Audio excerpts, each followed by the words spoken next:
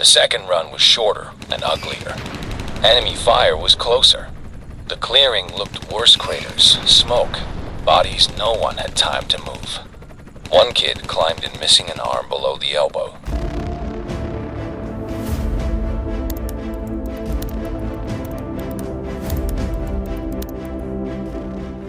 They told us we weren't combat, not like the grunts. We were support, aviation, Medevac, Dustoff. Then you sit in a Huey door with tracers drifting past your boots and realize labels don't mean much when people are trying to kill you. I was a crew chief on a Huey in '71, up north in South Vietnam. Call sign Dustoff 22. 4 of us: pilot, co-pilot, me, and a medic named Collins. Job was simple on paper though: get the wounded before they bleed out. That morning started like all the others. Too hot, too early, and everything smelling like fuel. I walked the bird, hands on metal skids, hydraulic lines, transmission. You touch it all, so when it starts shaking later, you at least know what's shaking. Collins sat on ammo crate, smoking, helmet on his knee. "Radio's too quiet," he said. "Bad day coming." He always said that. He was rarely wrong. By mid-morning, we were in the air, orbiting near a unit working a valley, listening to the Medevac frequency. You get used to the background noise. The real calls jump out at you. Dustoff, Dustoff. This is Reaper 1-6. Urgent litter, troops in contact. How copy? Our pilot grabbed the mic. Reaper 1-6, Dustoff 2-2. Go with your 9 line. The voice came fast, controlled, but tight. Grid, marking smoke, multiple wounded. Taking fire from the east. LZ is hot. The pilot looked back at us. "Odd, OZ. Get tight." I slid the door all the way open and racked the M60. The wind turned into a solid wall of heat and noise. Collins rechecked his aid bag, even though I knew he checked it twice already. "Pop your smoke," the co-pilot called. Below, the jungle broke into a small clearing. Just a patch of torn-up dirt and shattered scrub. Smoke blossomed. "Got yellow." "Negative," the radio crackled. "Our smoke is purple. Someone else's bad day." We went for purple. As we dropped, the shape sharpened men in the open, hugging the ground, one dragging another toward the center. Muzzle flashes in the tree line answered them. Then the tracers reached for us. Green streaks came out of the trees, lazy looking from up high. The pilot juked left and right, nose dipping. I swung the M60 toward the tree line and sent a burst back, empty brass raining against the skid. We came in hard. Rotor wash kicked up dust and bits of jungle. The skids hit uneven ground and bounced. 30 seconds, the pilot yelled. Everything happened at once. 2 guys rushed up, carrying a man whose leg was wrapped in a dressing already soaked through.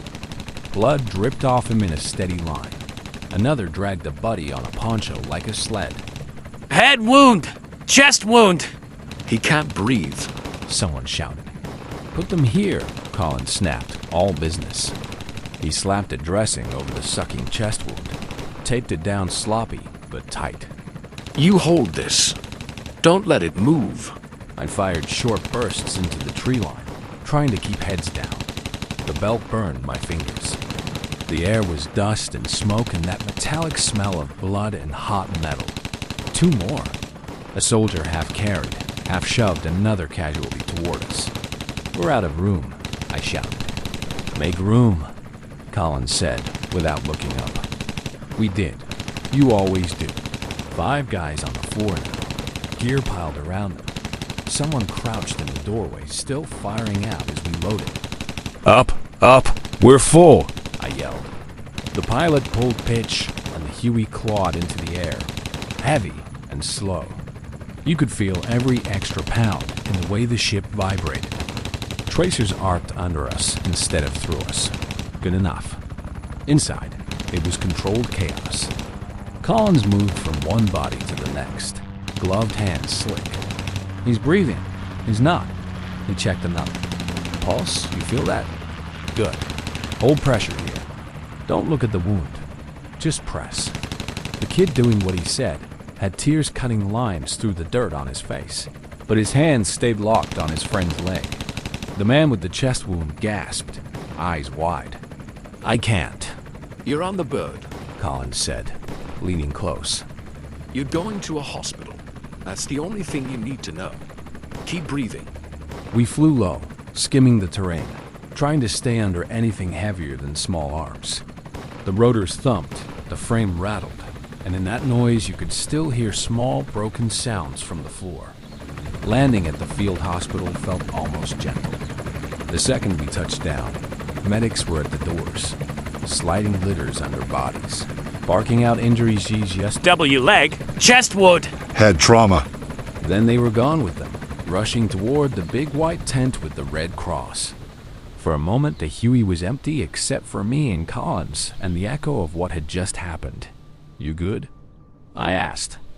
He stared at his hands. Couple of them were talking, he said. Talking is good. We had just finished refuel and a quick rinse of the floor when the pilot came back from ops. "Same units calling," he said, still in contact. "More wounded. They want us back in." I looked at Collins. He gave a small shrug. "Yeah," I said. "We can go back." No speech. No pause. Just 4 guys walking back to the same bird. The second run was shorter and uglier. Enemy fire was closer.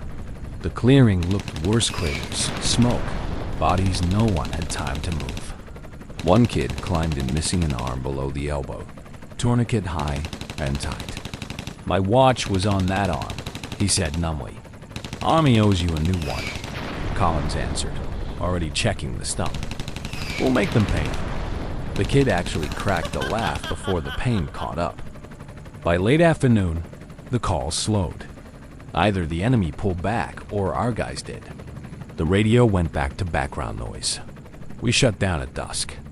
The rotor blades wound to a stop and the silence felt wrong. Collins sat on the skid, staring at nothing in particular. Dried blood streaked across his cheek. "How many runs?" I asked. 4. He said. "Could have been worse." "Any not make it?" Yeah. He said quietly. Some didn't, some did. That's the job. That night, lying on a sagging cot under a mosquito net, I could still feel the skid shudder when we hit the LZ, still see men dragging their friends through smoke and dust. Every time I closed my eyes, I was in the door again, ground rushing up, thinking, if we're fast enough, somebody sees home again. People sometimes ask if we saw combat. I tell them, no, not like the infantry. We just flew. But in my dreams, it's always the same. A tiny clearing in the middle of a big, angry jungle, smoke swirling in the rotor wash, tracers reaching for us as we drop in anyway.